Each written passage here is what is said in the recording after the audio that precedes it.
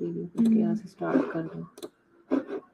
ले madam, you are ready.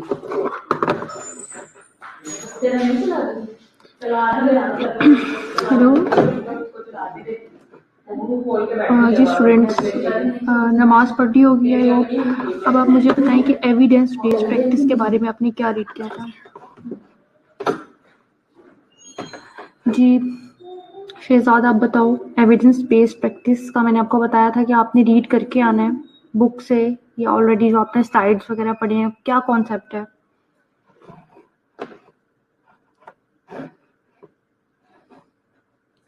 और बाकी स्टूडेंट्स ऑनलाइन नहीं है, उनको भी टेक्स्ट करो कि ऑनलाइन आए जल्दी।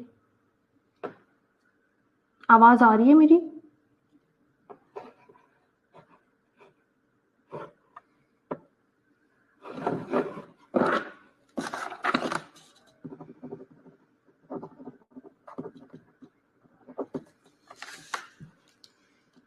स्टूडेंट्स आवाज आ रही है?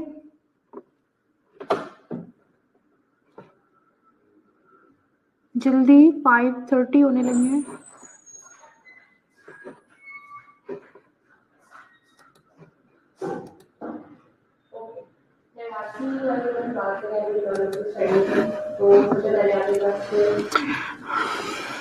ठीक है, मैं लेक्चर स्टार्ट करने लगी। आवाज आ रही है मेरी? शहजाद बताओ। मरियम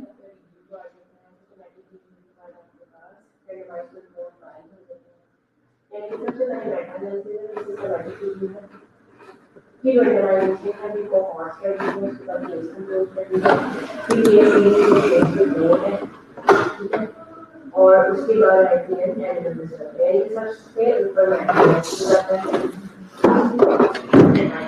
ठीक है। अच्छा जी, क्या बताया है आपने शहजाद ने? कोई भी चीज कंडक्ट करते हैं तो उस चीज का एविडेंस बेस्ड प्रैक्टिस को पता हो, बिल्कुल पता होना चाहिए। लेकिन एविडेंस बेस्ड प्रैक्टिस क्या है? सब बताओ, कौन सी प्रैक्टिस होती है एविडेंस बेस्ड? आप जो क्लिनिकल साइट पे जाके प्रैक्टिस कर रहे हैं वो एविडेंस बेस्ड होनी चाहिए, ठीक है। और इससे क्या मतलब है? आपने रीड किया है, कुछ पता होगा इसके बारे में। ठीक है, मैं स्टार्ट करती हूँ।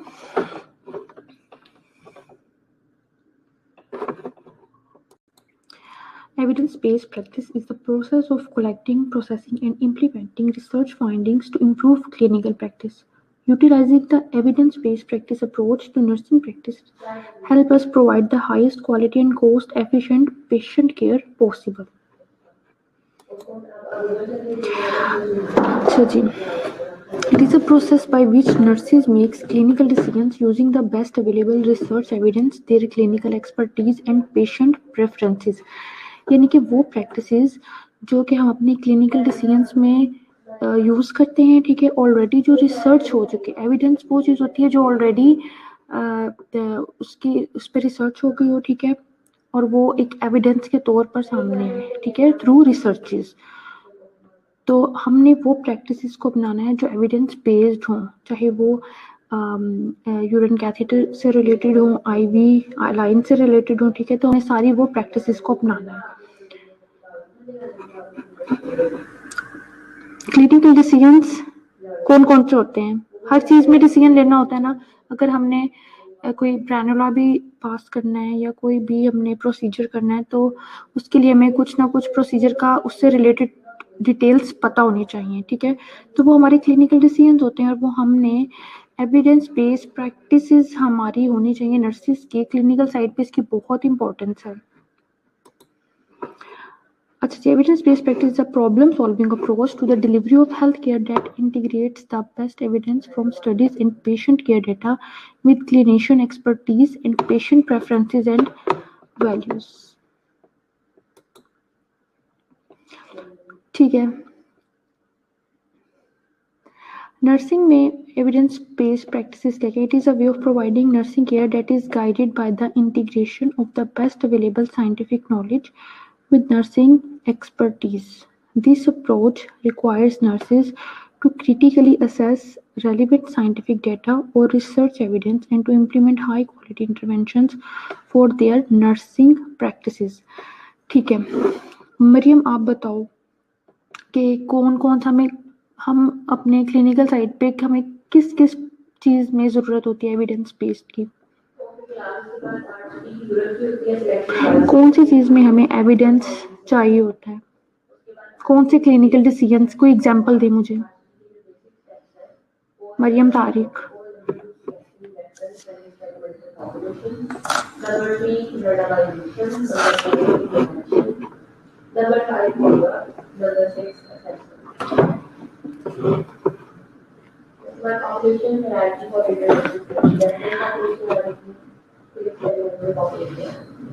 मरियम बताएं।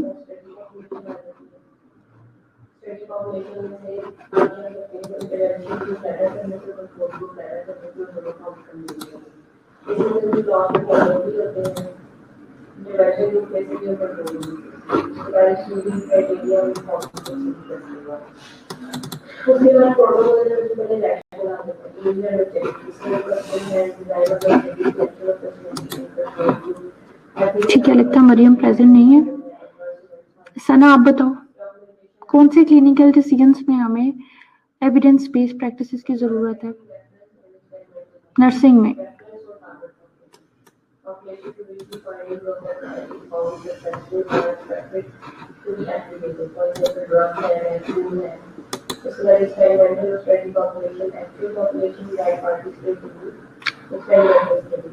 अच्छा गजाला, गजाला आप बताओ मुझे।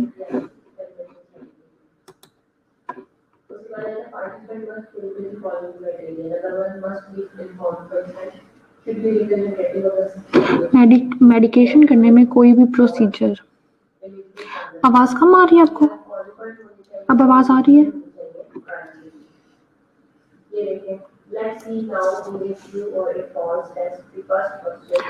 अच्छा स्टूडेंट्स बहुत मुश्किल से कनेक्ट हुए, आज कोई टेक्निकल इशू था जिसकी वजह से काफ़ी टाइम भी स्टार्ट में जो सा काफ़ी वेट करना पड़ा। अब ये कि ठीक है, और जो ऑनलाइन है वो प्लीज़ पार्टिसिपेट करें, ठीक है। अच्छा जी, every intervention require evidence based patient health care like it medicine related to nursing. ठीक है, हमें हर नर्सिंग प्रोसीजर में, ठीक है, आपको मैंने कहा था कोई एग्जांपल दें, ठीक है। नर्सिंग प्रोसीजर सब में ही एविडेंस बेस्ड प्रैक्टिसेस की हमें ज़रूरत होती है।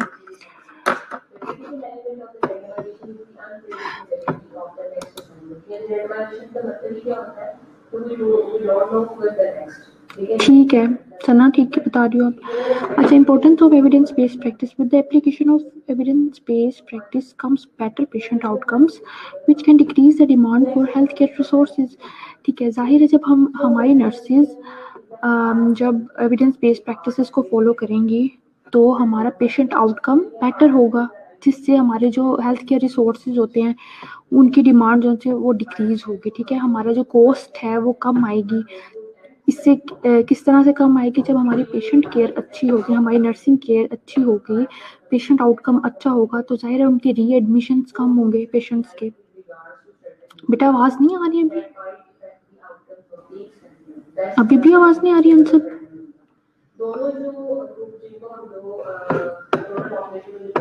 आवाज आ रही है?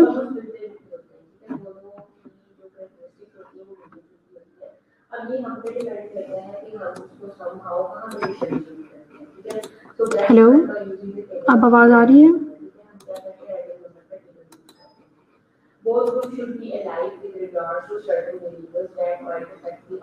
सब आप बताओ, आवाज आ रही है?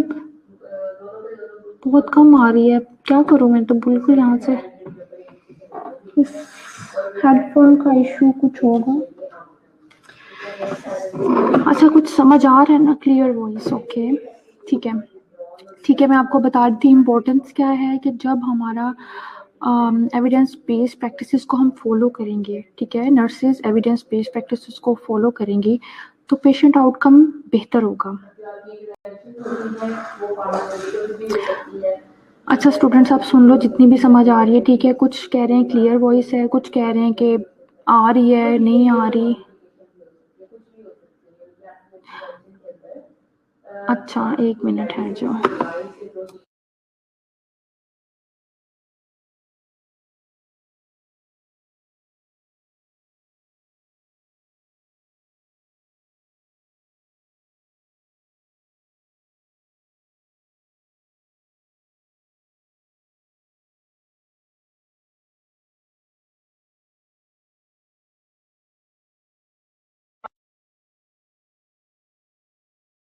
अच्छा जी स्टूडेंट्स, अदीला अब आपको मेरी ही आवाज आ रही है ना? ठीक है, उनको मैंने कहा है कि आहिस्ता बोलें। ओके, अब मुझे कंप्लीट करने दो ये स्लाइड। ठीक है, आ रही है आवाज? अब क्लियर है? शोर तो नहीं आ रहा?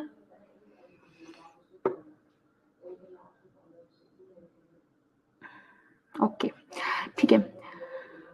हाँ अच्छा जी, with the application of evidence based practice patient outcome बेहतर होगा और ये एडमिशन्स कम होंगे पेशेंट के। ज़ाहिर है जब पेशेंट आउटकम बेहतर है वो रिपीटेडली एडमिट नहीं होंगे हॉस्पिटल में, जिससे जो है वो हेल्थ केयर रिसोर्सेज की डिमांड जो है वो डिक्रीज होगी। ठीक है, through evidence based practice nurses can stay updated about new medical protocols for patient care. अच्छा जी, अब हम एविडेंस बेस्ड प्रैक्टिसेस को कैसे फॉलो कर सकते हैं? ठीक है, मुझे आपने बता दिया कि इंटरवेंशंस नर्सिंग प्रोसीजर्स में। अब हम नर्सिस को क्या बताएंगे? या देखिए, हम नर्सिस हैं, हम क्लिनिकल प्लेस पे जाके काम करते हैं, हमें किन चीज़ों को फॉलो करना चाहिए जो, और किस तरह हम एविडेंस बेस्ड प्रैक्टिसेस को अपना सकते हैं? बताएं अदीला, आप बताएं।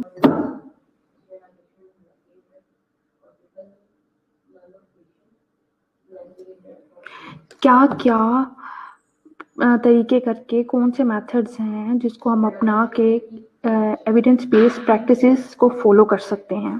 प्लीज टेल मी।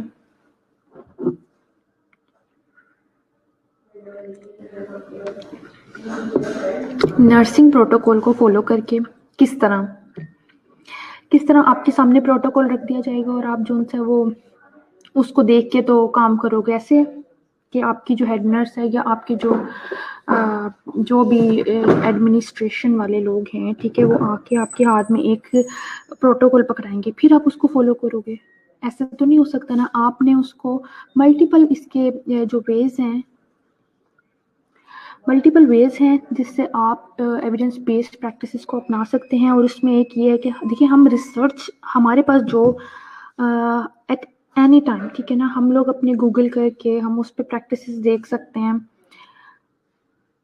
ठीक है, आईवी कैनुलेशन का आपने बता दिया कि ड्यूरिंग प्रोटोकॉल फॉलो करते हैं, ठीक बता रहे हो आप, ये प्रोसीजर्स हैं। मैं बेटा पूछ रही हूँ कि हम किस तरह देखेंगे कि इसके ये स्टैंडर्ड प्रोटोकॉल्स हैं। हर वार्ड में, हर डिपार्टमेंट में, हर प्रोसीजर के प्रोटोकॉल्स नहीं लगे होते, ऐसे है ना?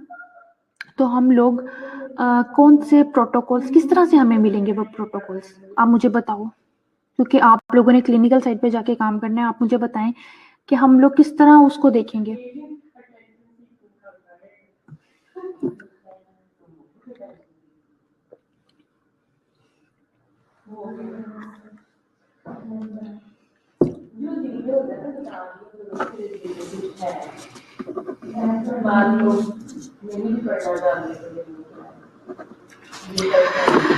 ठीक है, मैं आपको बताती हूँ। ये जो मैं आपको कहती हूँ कि नर्सिंग रिसर्च आप लोगों का टॉपिक है ना, इसी को ले लें, ठीक है ना। आपने रिसर्च को पढ़ना है, आपने आर्टिकल्स को रीड करना है मैनी टाइम्स, ठीक है। हर जो प्रोसीजर है उसको नेट पे डालें और देखें कि क्या इसके स्टैंडर्ड प्रोटोकॉल्स हैं, एविडेंस बेस्ड प्रैक्टिसेस क्या हो रही हैं, ठीक है।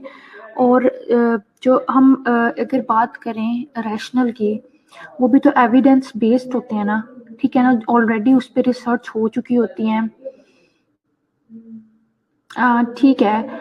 हाँ सना, आप बता रही हो कि हर हॉस्पिटल की पॉलिसी होती है और we have to follow that practice, ठीक है। लेकिन कुछ WHO की गाइडलाइंस हैं, ठीक है। कुछ साइट्स ऐसी हैं जो हम लोगों ने खुद से भी देखनी होती हैं। हर हमारी जो नर्सिंग स्किल्स हैं उसकी हॉस्पिटल की पॉलिसी नहीं चलेगी उस पर। वो स्किल्स हमारे अंदर हैं, हमने कैसे अपनाने हैं वो skills? Through read articles, read researches, ठीक है, जिस पे ऑलरेडी इतनी रिसर्चेस हो चुकी हैं लंबी लंबी, इतने सालों से जिस पे काम हो चुके हैं, वो काम जो है एविडेंस बेस्ड है ना, ठीक है ना, वो प्रूव हो चुका है ना कि ठीक है, अगर IM इंजेक्शन इस तरह से लगना है, इस एंगल पे लगना है, ठीक है, तो उस तरह से ही हमने लगाना है। आपके हॉस्पिटल में नहीं, वो आपको बताएंगे, या हर हॉस्पिटल में अलग अलग पॉलिसी नहीं होगी, नर्सिंग स्किल्स के हिसाब से, ठीक है। हम अभी नर्सिंग स्किल्स का बता रहे हैं, या नर्सिंग प्रोसीजर्स जो भी होते हैं वो हमें खुद से पता होने चाहिए, हमें हर हॉस्पिटल वाले वो पॉलिसी नहीं देते। ओके, समझ आ रही है? ठीक है, सीनियर्स को फॉलो करके भी अंसाब आप बता रहे हैं कि एडवांस SOP को फॉलो करके, या ठीक है, एडवांस SOPs हमें हर हॉस्पिटल से नहीं मिलेंगे, ठीक है, तो आपने खुद से देखनी है। और आप कोशिश किया करो जब आप अपनी वर्क प्लेस पे जाओ, अपनी ड्यूटी प्लेस पे जाओ, तो वहाँ अपने ऑनलाइन जो अपना मोबाइल वगैरह उस पर देखो, जो चीज़ नहीं समझ आती उसको फौरी तौर पे सर्च करो, ठीक है, और देखो कि क्या चीज़ प्रूफ हो चुकी है, ठीक है। कोर्ट से गाइडलाइंस, आप WHO की गाइडलाइंस को ले सकते हो, और भी डिफरेंट साइट्स हैं उसको लेके आप, जो ऑथेंटिक साइट्स हैं वो, ठीक है। अच्छा जी, उसने कहा है कि through evidence based nurses can stay updated about new medical protocols for patient care. Evidence-based practice enables nurses to evaluate research so they can understand the risk of effectiveness of a diagnostic test or treatments. The application of evidence-based practice enables nurses to include patient in their care plan. अच्छा जी, AIIMS क्या है? अच्छा, कौन बताएगा मुझे M क्या है, क्या मकसद है? बहुत ईजी है, अभी मैंने कितनी बार रिपीट की है ये चीज़। क्या एम है हमारा एविडेंस बेस्ड प्रैक्टिसेस का? मैंने आपको कहा था कि पढ़ के आना।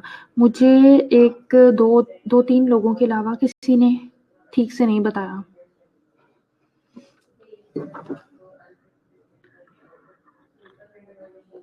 ठीक है, ये स्टेप्स हैं जो आप बता रहे हो Shahzad.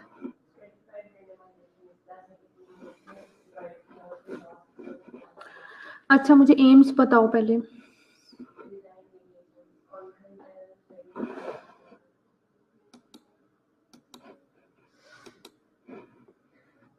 To improve the quality, good, Habib. Next.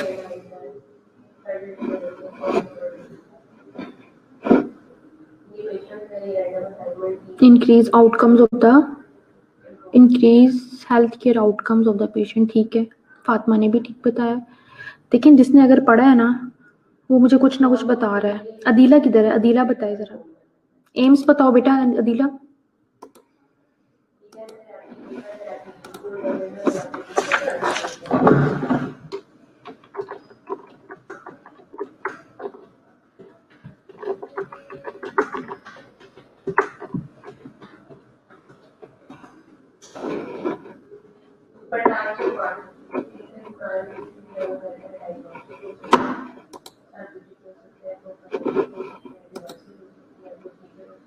ठीक है, अच्छा 55 मिनट्स पे ना आपने मुझे एक बार याद करवा देना, मैं अटेंडेंस ले लूँगी फिर। अभी मैं साथ साथ वैसे ले रही हूँ आप लोगों की। फातिमा, आपका पूरा नाम क्या है? ठीक है अनिका, आप ठीक बता रही हो। इफेक्टिव केयर है, improving patient outcomes. Okay,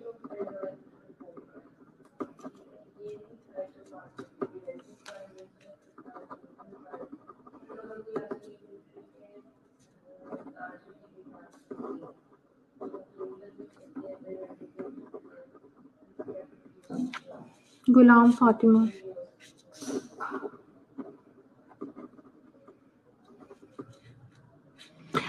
Adeela, मैंने आपसे क्वेश्चन पूछा था तब तो आपने मुझे उसका रिप्लाई नहीं किया।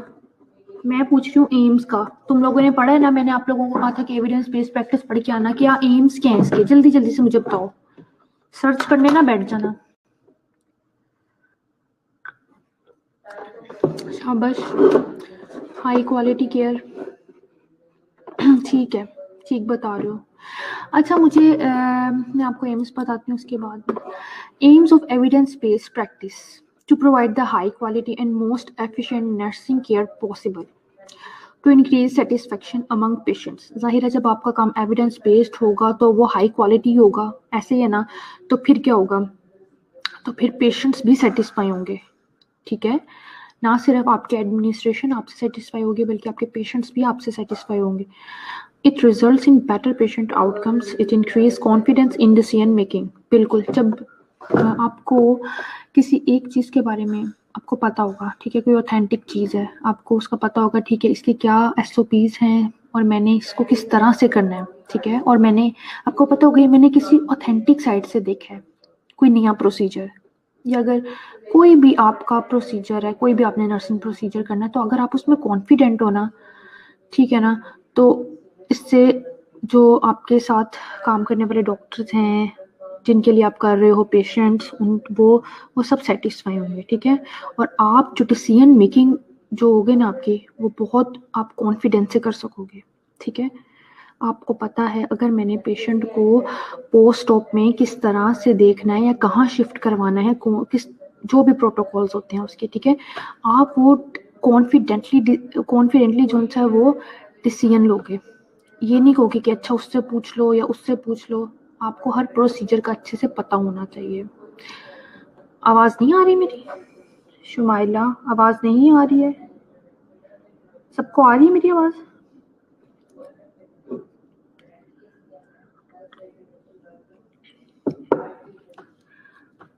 अंडरस्टैंड कर रहे हो ना? आवाज़ आ रही है मेरी?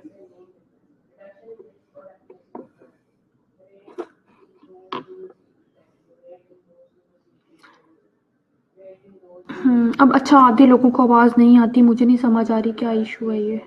आ रही है क्लियर, ठीक है। अच्छा, अब मुझे स्टूडेंट्स आप ये बताओ कि ये स्टेप्स क्या हैं, एविडेंस बेस्ड प्रैक्टिस के स्टेप्स बताएं अगर आपने पढ़े हैं तो। अच्छा ठीक है, अभी सब लोग रिप्लाई ना करना, मैं आप जिससे पूछूंगी ना वो बताएगा।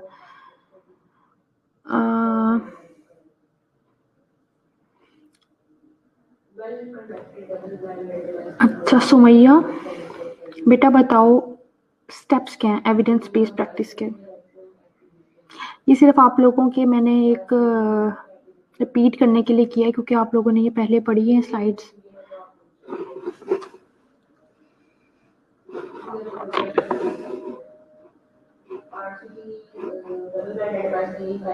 गोले लाला आप बताओ स्टेप्स क्या हैं एविडेंस बेस्ड प्रैक्टिस के।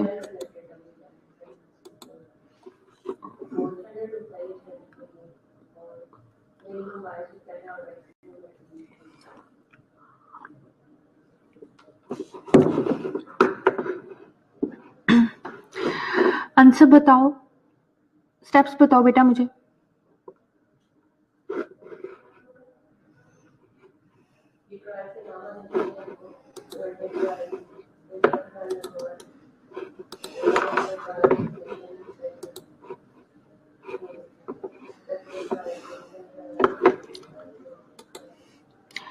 Step 1 is formulating a well-built question. Number 2, collecting the most relevant data to answer the question, including searching for systematic reviews और identifying articles. ठीक है, सबसे पहले हमने एक क्वेश्चन, सबसे पहले आपने एक कोई भी क्लिनिकल डिसीजन लेना है, ठीक है। The first step is decision, ठीक है। कोई भी आपने क्लिनिकल डिसीजन चूज करना है, ठीक है, जिसको आप प्रॉब्लम भी कह सकते हैं। उसके बाद आपने एक क्वेश्चन फॉर्मुलेट करना है, ठीक है। वेल बिल्ड क्वेश्चन होना चाहिए जो कि आपके प्रॉब्लम को पूरी तरह से जो सा वो कवर कर सके कि आप क्या पूछना चाह रहे हो, प्रॉब्लम क्या है। ठीक है मरियम, देख लिया मैंने आपका, ठीक बता रही हो। अच्छा, फिर क्या करना है, नंबर 2 पे हमने उससे रेलिवेंट डेटा को कलेक्ट करना है, ठीक है, उस क्वेश्चन के आंसर के लिए। मैंने आपको बताया कि फर्स्ट में आपने प्रॉब्लम आइडेंटिफाई या जो भी आपने प्रॉब्लम चूज कर ली है, ठीक है, उसके बाद आपने एक वेल बिल्ड क्वेश्चन जो सा लेना है, फॉर्मुलेट करना है, ओके। फिर आपने उससे रेलिवेंट डेटा लिया, ठीक है, सिस्टम, और वो किस तरह से करना है, डिफरेंट आर्टिकल्स को रीड करना है और सिस्टमेटिक रिव्यूज जो उनसे होते हैं वो आपने रीड करना है, ठीक है, उनको सर्च करना है। फिर आपने थर्ड स्टेप में क्या करना है जी, critically appraise the evidence. Appraise का मतलब होता है कि आपने उसको बहुत क्लोजली क्रिटिकली आपने असेस करना है, ठीक है। उसके एविडेंस जो उनसे critically appraising the evidence that has been collected for its validity, relevance and applicability.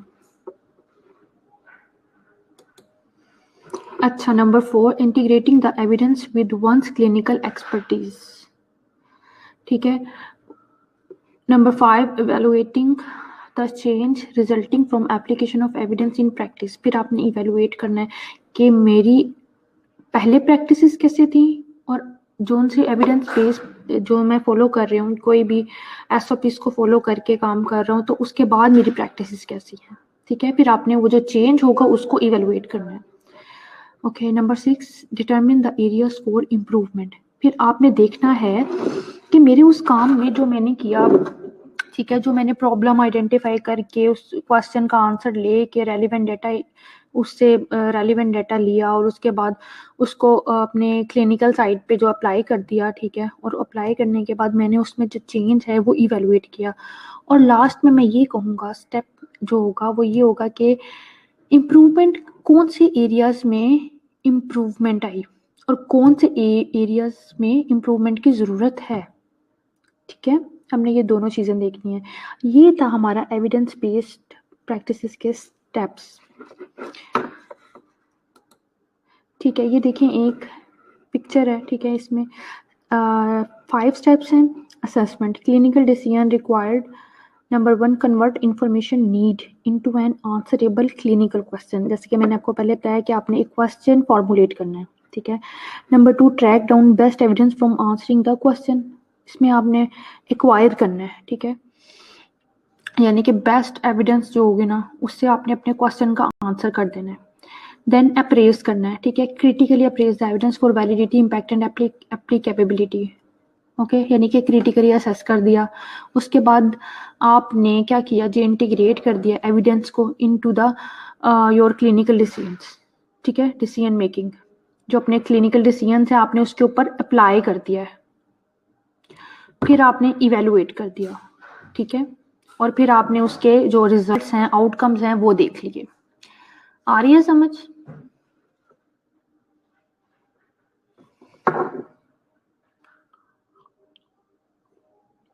समझ आ रही है बच्चों?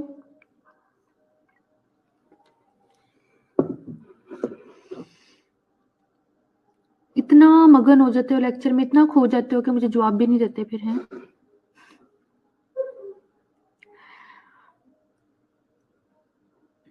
फौरन रिप्लाई आना चाहिए मुझे। ठीक है।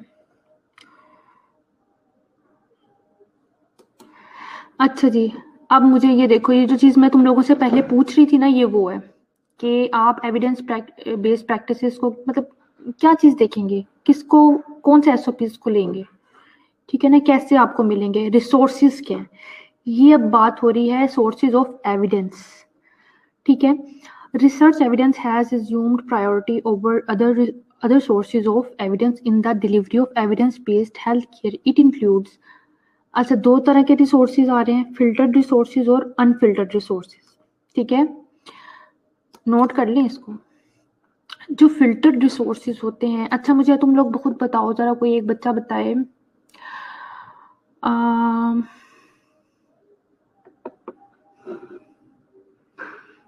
अनीका, आप बताओ कि फिल्टर्ड रिसोर्सेज कौन से होते हैं। मुझे लगता है आप ना सर्च करने बैठ जाते हो और फिर मुझे जवाब देते हो। अनीका यूनस, आप मुझे बताएं फिल्टर्ड रिसोर्सेज कौन से रिसोर्सेज होते हैं।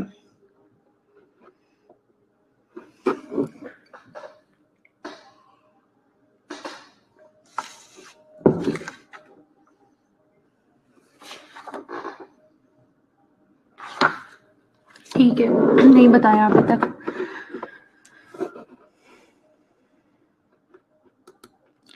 अच्छा, जो clinical experts and subject specialist pose a question and then synthesis evidence to state conclusion based on available research. ठीक है। अब जो क्लिनिकल एक्सपर्ट्स या जो रिसर्चर्स हैं, ठीक है, या सब्जेक्ट स्पेशलिस्ट हैं, वो कोई एक क्वेश्चन राइज करते हैं। ठीक है। और फिर वो क्या करते हैं, उसकी एक एविडेंस बनाते हैं जो हम जो हमें आर्टिकल की सूरत में मिलती है, ठीक है। नेट से अगर हम लें तो हमें आर्टिकल्स या डिफरेंट साइट्स होती हैं या पेपर्स होते हैं कुछ जो हमें ये चीज़ देते हैं, एविडेंस देते हैं, ठीक है। ये फिल्टर रिसोर्सेज हैं। और मतलब कि जैसे कोई ऑथर ने कोई रिसर्च किया है, ठीक है, 2-3 ऑथर्स ने कोई रिसर्च किया है और हमें वो कोई इनडायरेक्ट इंफॉर्मेशन इनडायरेक्ट इंफॉर्मेशन वो पहुंचा रहे हैं, ठीक है। कि यानी कि हम उस ऑथर का नाम करेंगे कि उसने कहा हमें कि डब्ल्यू एच ओ वाले ये कह रहे हैं, ये रिकमेंड कर रहे हैं गाइडलाइंस, ठीक है। कोई भी गाइडलाइन ले लें, ठीक है, कोई चेकलिस्ट ले लें, ठीक है, और वो प्रैक्टिसेस आपने फॉलो करनी है, ठीक है। लेकिन हमें ये किस तरह पता चला? हम डायरेक्ट उस पेज उस साइट पे नहीं गए, हम उस आर्टिकल पे गए, ठीक है, और हमने उस ऑथर की जो इंफॉर्मेशन है वो चेक करके उसको फॉलो किया। तो ये होंगे हमारे फिल्टर्ड रिसोर्सेज। और अनफिल्टर्ड रिसोर्सेज कौन से हैं? It is also called primary literature, ठीक है। It provides most recent information, जो कि मैंने आपको बताया कि डिफरेंट साइट्स आप डायरेक्ट जो हैं वो गाइडलाइंस ले सकते हैं, ठीक है। मेडलाइन और डब्ल्यूएचओ को भी मैं कहूँगी, ठीक है, वो भी ये अनफिल्टर्ड रिसोर्सेज हैं। डायरेक्ट आपने जो सा इनके साइड से इंफॉर्मेशन लेनी है, ठीक है। और इसको प्राइमरी लिटरेचर भी कहते हैं। अनफिल्टर्ड रिसोर्सेज को प्राइमरी लिटरेचर भी कहते हैं। नहीं, ये प्राइमरी अनिका, ये अनफिल्टर्ड रिसोर्सेज जो होंगे वो प्राइमरी ही होंगे, ठीक है। सेकेंडरी ऊपर वाले को आप कह सकते हो, जो हम थ्रू ऑथर्स लेते हैं इंफॉर्मेशन, ठीक है। और जो डायरेक्ट हम साइट से लेते हैं वो होते हैं अनफिल्टर्ड रिसोर्सेज, ठीक है। अब लास्ट में हम बैरियर्स की बात करेंगे एविडेंस बेस्ड प्रैक्टिसेस में। अच्छा, आप लोग बताओ, आप क्लिनिकल साइड पे हो, आप बताएं मुझे कि कौन कौन से बैरियर्स हैं, कौन कौन से रुकावट है जिसका आपको सामना करना पड़ता है इस अप्रोच के लिए, एविडेंस बेस्ड अप्रोच के लिए आपको कौन कौन से बैरियर्स का सामना करना है, कौन से फेस करते हो बैरियर्स, बताओ। जेनिफर बताए।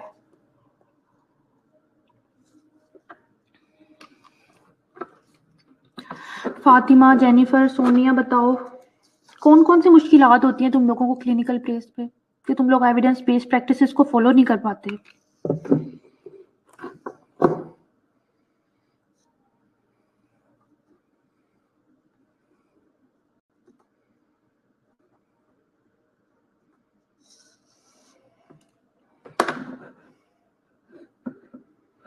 टाइम लिमिटेशंस जी, रिसोर्सेज, लैक ऑफ नॉलेज, ठीक बता रहे हो जी। बाकी लोग किधर हैं? सुमैया बताए, अनसब, हबीब, किधर हो तुम लोग? बताओ तुम लोग भी, कौन कौन सी मुश्किलात होती हैं तुम लोगों को? पेशेंट बर्डन भी होता है, एग्जैक्टली। ठीक है, रिसोर्सेज की वजह से वही बात आ गई है, वो रिसोर्सेज वाली, ठीक बता रहे हो सारे। इसमें देख लो, lack of value for research in practice. हमारी जो नर्सेज हैं उनमें कोई मतलब, एक तो वो इंटरेस्ट भी नहीं लेती।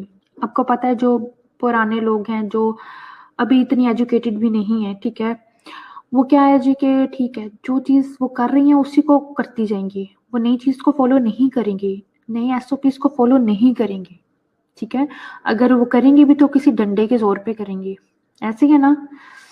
Difficulty in bringing change, lack of administrative support, बिल्कुल जब आपको वो इजाज़त नहीं देंगे या कुछ ऐसे प्रोसीजर्स होंगे जिसमें वो कहेंगे ठीक है तुम लोगों ने ये प्रोसीजर्स नहीं करने, ये डॉक्टर ने करने हैं, ठीक है।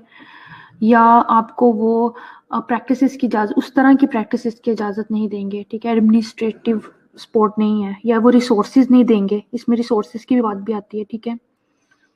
वो आपको वो चीज़ें ही नहीं प्रोवाइड कर रहे, वो आपको आईवी लाइन पास करने के लिए कोई टॉर्निकेट ही नहीं प्रोवाइड करे। गवर्नमेंट हॉस्पिटल्स में बिल्कुल ऐसे ही है ना, और वो ड्रिप सेट के काट के बनाते हैं,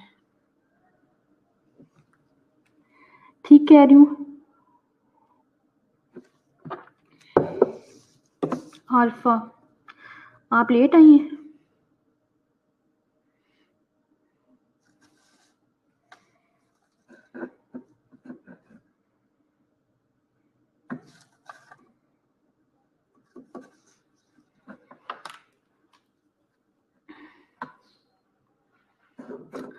ठीक है ना। तो लैक ऑफ एडमिनिस्ट्रेटिव सपोर्ट भी इसका एक बहुत बड़ा बैरियर। वहाँ जब नॉलेजेबल मेंटोर्स ही नहीं होंगे जो हमें सिखाएंगे ही नहीं कुछ, तो हम किस तरह एविडेंस बेस्ड प्रैक्टिसेस को फॉलो करेंगे, ऐसे ही है ना। ठीक है। और lack of time for research. आप ड्यूटी पे हो, आपके पास कोई 50 मरीज हैं एक वार्ड में, ठीक है, तो आप क्या करोगे, जल्दी जल्दी जल्दी जल्दी काम कर लोगे। आप कहोगे छोड़ो, मैंने क्या वो प्रैक्टिसेस को फॉलो करना है, कौन से स्टैंडर्ड्स को मैंने फॉलो करना है, मैं जल्दी से इनका काम कंप्लीट कर दूं बस। ठीक है, तो लैक ऑफ टाइम। और इन सब पे काम होने की बहुत ज़्यादा ज़रूरत है कि कैसे आपका जो स्केड्यूल है उसको मेंटेन किया जाए, कि नर्सिज एक शिफ्ट में इतनी नर्सिज हों ताकि उनके ऊपर इतना बर्डन ना हो। ठीक है, बात वही आगे तुम लोगों ने मुझे बिल्कुल ठीक बताया है कि लैक ऑफ टाइम और शॉर्टेज ऑफ स्टाफ भी हो सकता है। जल्दी जल्दी काम, 4 लोग हैं, ठीक है, और मरीज बहुत ज़्यादा इमरजेंसी में, तुम लोग तो बिल्कुल भी नहीं कर पाओगे फॉलो एविडेंस बेस्ड प्रैक्टिसेस, इसलिए कि शॉर्टेज ऑफ स्टाफ आ गई। ठीक है, इसमें मैं एक और चीज़ ऐड कर रही हूँ, शॉर्टेज ऑफ स्टाफ। अच्छा, ठीक है, एविडेंस बेस्ड प्रैक्टिसेस का आज आपको पता चल गया क्या है।